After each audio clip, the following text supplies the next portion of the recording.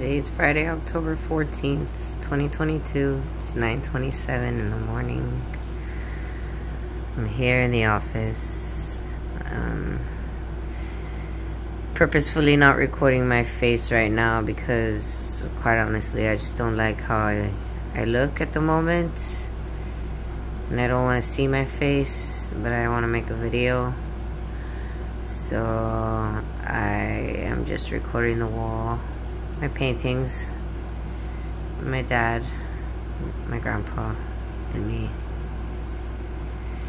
Painting of my baby girl that I did.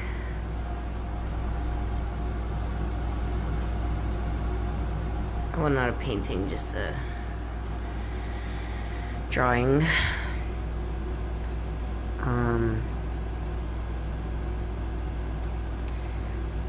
I'm gonna talk about a very general yet particular and specific subject at the moment.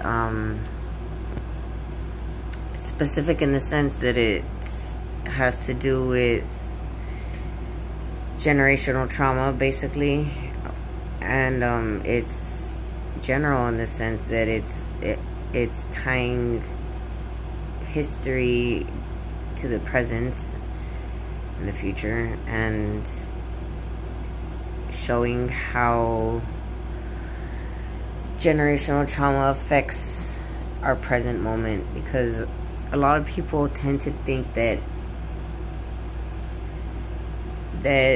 people that argue events from the past that are of questionable moral and ethical standards, that they're not relevant anymore. And that's just not the case. Because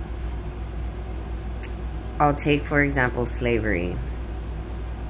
Slavery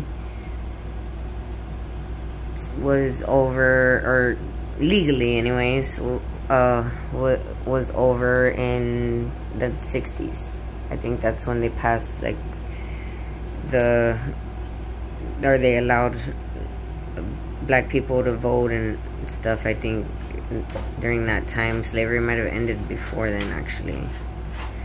You see, and that right there, just the idea that, you know, slavery is over, but at a certain time, but yet they still didn't treat black people with the respect and the equality that they deserve, that they, you know, is their natural God-given right. They never allowed that until, you know, decades later.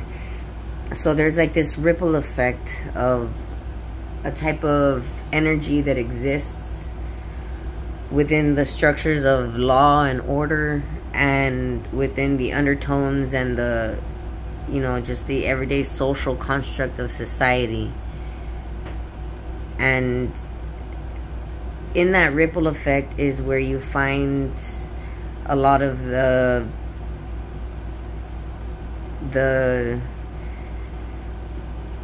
turning points for generational trauma, and how it's weaved out of the present and, you know, kept in the past.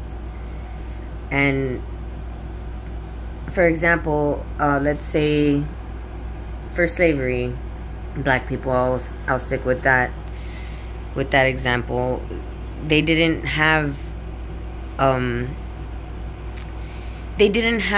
their you know, legal rights and stuff until years later. And even then, you know, they were still discriminated against by just people, white people, or brainwashed people, I'll say, that had that energy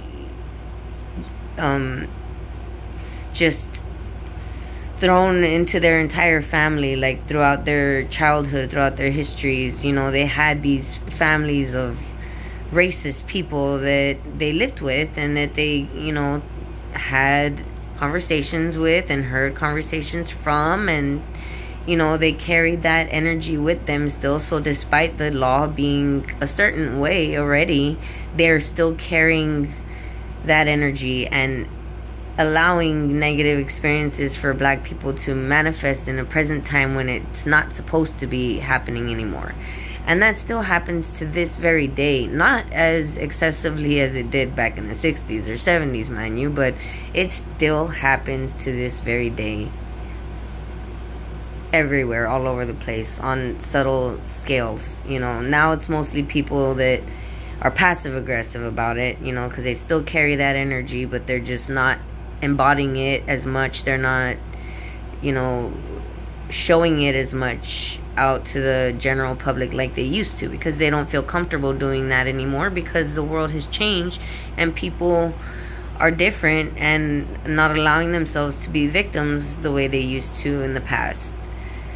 So, you know, it's this weird energy that's still there within those ripples, but it's not, you know, it's not necessarily legal or morally right. So because of that, it's, you know, it seems like it's all better, and people say, oh, well, that's all in the past, you should just leave it in the past. Well, no, it isn't technically, you know, until we heal the actual generational trauma within those racist people, within those hurt people, within those brainwashed people. Until we start really doing that and focusing on that, you know, it's always going to be a ripple effect of contention happening within the past, present, and future, and all our social constructs within that time. So when you're hearing the people that are screaming at a protest about their rights, or, you know, like the BLM movement, for example, a lot of those people, despite them being tricked or them being brainwashed, you know, by an organization or lied to, whatever, they still carry that energy of hurt and frustration within them, that they're tired of it. They're tired of this passive aggressiveness energy, this systematic racism that's just threading along, you know, at its dying end, but still there and just won't go away, because that trauma is not healed. They're still there, and the past is still relevant, because you haven't fully dealt with it yet. And until you deal with the past fully and stop trying to erase it or act like it doesn't exist or it never happened, until you do that, that trauma is always going to be there.